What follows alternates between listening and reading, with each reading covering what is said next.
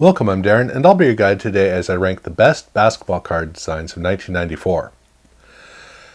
For 1994, there's a particular feel, and when the cards are successful, it's something I really like about the year because those really successful cards have a fun quality for me as a collector.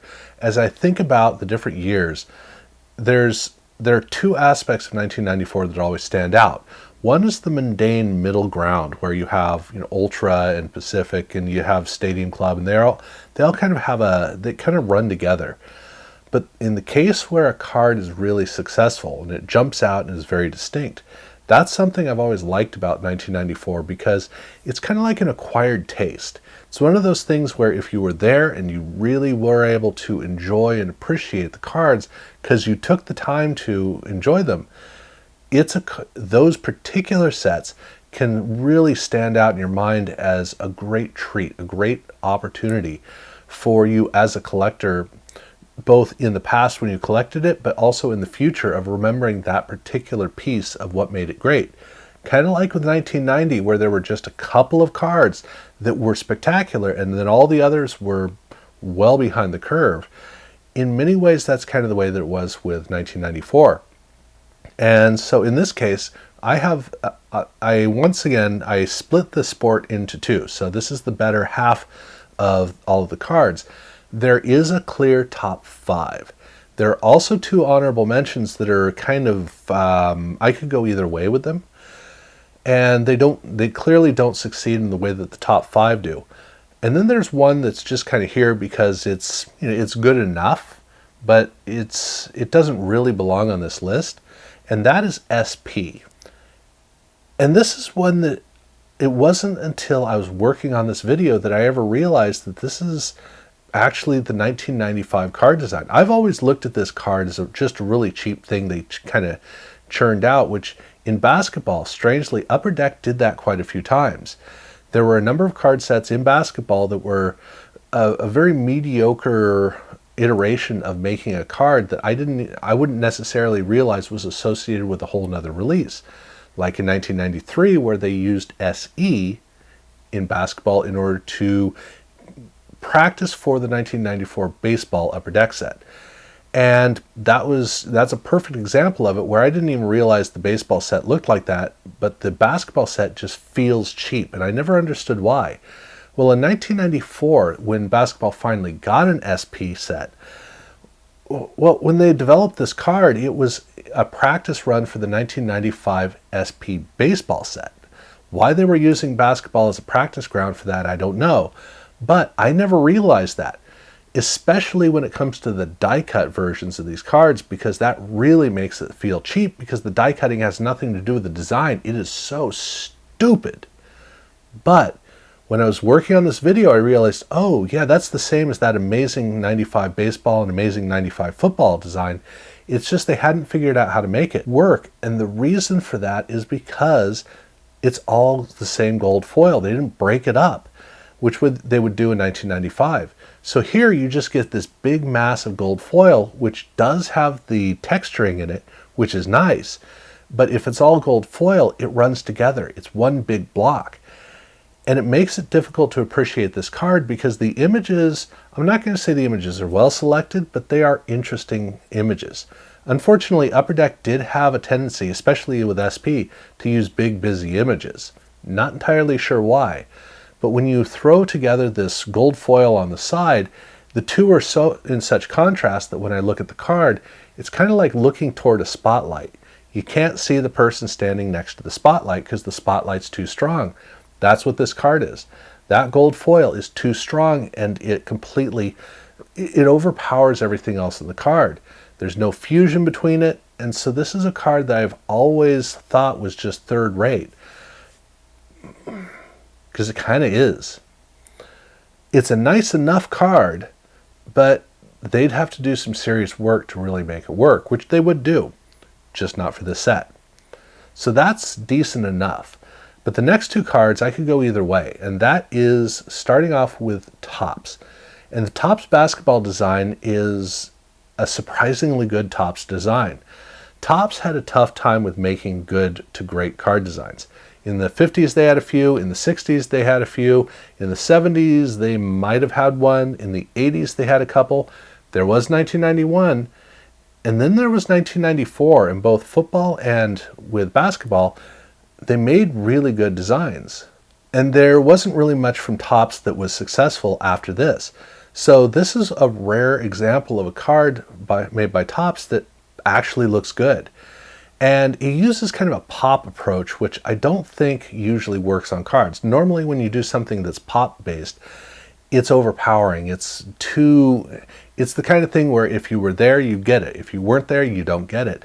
In this case, playing around with some effects actually worked really well, because that whole inner border, whether it's eraser marks or paintbrush, whatever the idea was behind it, I love the intricate pattern, or not really a pattern as much as the intricacy of the inner border. And it makes me interested in the image and really pulls me into the image. That's a really successful turn. But then you have the gold foil name down at the bottom with a fun font that really kind of fits with the whole inner border effect. You have the floating text in the white down at the bottom, which is perfectly balanced, and a tendency toward good images. This is a card that actually is highly successful on an individual basis. And that's why, so I'm not really happy with my ordering of this card and the 94 Skybox card. They could go either way. And right now I have them in this order. I might flip them around, who knows. But today I have them in this order because where Topps works really well on an individual basis, Skybox does not. And Skybox is a careful what you wish for affair, because in 1993, Skybox had a gorgeous card with a white banner down the side and very bright images. And I looked at that card and went, man, the white looks nice, but what if it was another color, like say black? Well, in 1994, that's what they did. They have the same banner, but they have it as black, and the images are a lot darker, which silhouettes the players. This is one of those few cards where you look at and you know exactly who the player is that the card's about. You don't need to read his name. The one thing on the card that's a rousing success is the gold foil stamp logo for Skybox, which is embossed. Great treat. But that's the only thing that's a complete success. This card, if you look at it on an individual basis, there's no interest, there's no liveliness at all. It is way overly subdued. That's not good. But if you put these cards in a binder, now you got something different, because in a binder, all the players pop right out and it reads so well. You see the team, the way that it comes across is so much better. Whereas for Topps, you put those cards in a binder and the borders now start to create a grid, and the images aren't strong enough, or at least they're not capable enough of competing with that to really stand out. So the Topps set kind of regresses in a binder, and Skybox is better. But if you were going to have a card on display, that's the Topps card. It's not going to be the Skybox card, but because the Skybox card doesn't have the ability to step out and make a clear statement. So both of those cards are kind of flawed, which keeps them out of the top 5. The top 5 are cards that I anywhere from like all the way over to love. That said, I'm starting it off with a card I'm surprised is even on this list, which is Flair. And 1994 Flair is a rousing failure, because in 1993, the design for Flair was so intricate, so well crafted that it came through gorgeously. 94, it was a rinse and repeat affair where they just kind of punched it in and the card puked out. And that's the way baseball was. Basketball, a lot of the cards are that way. And I'm not even going to get started on the card back. That is one of the worst card backs of all time, especially the numbers. But setting that aside, there are a lot of cards in this set that are just amazing successes. I mean, the Jordan, come on, dude. That's one of the great Jordan cards of all time, if not the greatest Jordan card of all time. But it's not just Jordan. What about his teammate Tony Kukoc? Tony's card also comes through as one of these all-timers. If you were going to display one Tony Kukoc card, it's going to be this one, very obviously. And that's the thing about the Flair set in baseball, or in basketball, is the fact that so many of these cards are really great looking. They just are gorgeous cards and are among the best cards of the year, if not all time. But most of the cards don't succeed very well. So this is Mercurial. It's both the best and definitely deserving to be on the other list. So I'm putting it here in the middle at number 5 to say, man, when they hit it, oh, it was spectacular. But we're going from the chaos of Flair over to the most consistent of all these cards, which is NBA Hoops. And here it's all about the consistency, which is that when I was collecting this card set, it was back in 1994 and 95, and I was just ripping through packs to complete the set. And I got disappointed by this card because in 1993 there was a parallel to the set. In 1994, I always knew the card was better, but there was no parallel. And so it felt like there was something missing, like it was kind of a cheap dodge where they were trying to get away with something. That's kind of the way that it ended up for me. And that's unfortunate because it wasn't until I was doing this list that I went, oh, those are really nice cards. And I've always known that, but I've never bothered to think about it because, like I said, it's always felt to me like something's missing. But the fact is that Hoops was always creating the standard card, standard bearer, or just the one card that you look at for the year and go, that is this player's year, or this year's player card for this player. That's really what those cards are for. And this 94 set does it perfectly because it's all about the images. And they put so much effort into making sure that those images came through beautifully. Even the banner down at the bottom does a great job of just subtly providing a foundation so that the image was still strongest. I do wish that the team logo was a little bit better, but on this, or a little bit bigger, but on this card, the only thing that actually bothers me is the white bands on either side of the color box, which to me look like that's where something special is supposed to happen. I really do wish they'd done a little something to make it a little bit more interesting, but because I don't like the fact that I always, even to this day, look down on this card and underappreciate it. But it is a really nice card. But that's good enough for a basic level card. But if you're really taking the time to make some high-end cards, how are they going to come through? And at number 3, I have one of the most distinct and unique cards of the whole 1990s, which is Topps Embossed. And the main thing that makes this card interesting is the fact that it's not embossed like Fleer, where everything gets pushed out in one direction. You have the relief on one side and the concave on the other. This got pressed from both sides, so all of the intricacy of the front is unique to the front, and then the back is a whole nother experience. All that's great, but an embossed card gives you a great deal of opportunity, and Topps absolutely succeeded because the whole basketball print around the outside, it's a gorgeous tone, it's a gorgeous richness, the lightly lacquered effect to it makes it look great. The black seams, of course, is a great addition.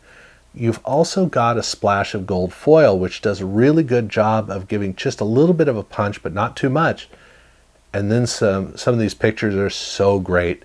And that combination, I just love how these cards come across. Ironically, it's the parallel that totally ruins this card. I mean, not the silver cards. Those that turn to gold are absolutely helped out so much. But for this card, when you go over to the parallel, it just ruins all of the really great textures of color and feel that the card has that are really what makes this card work, especially on the ones where you have a great image.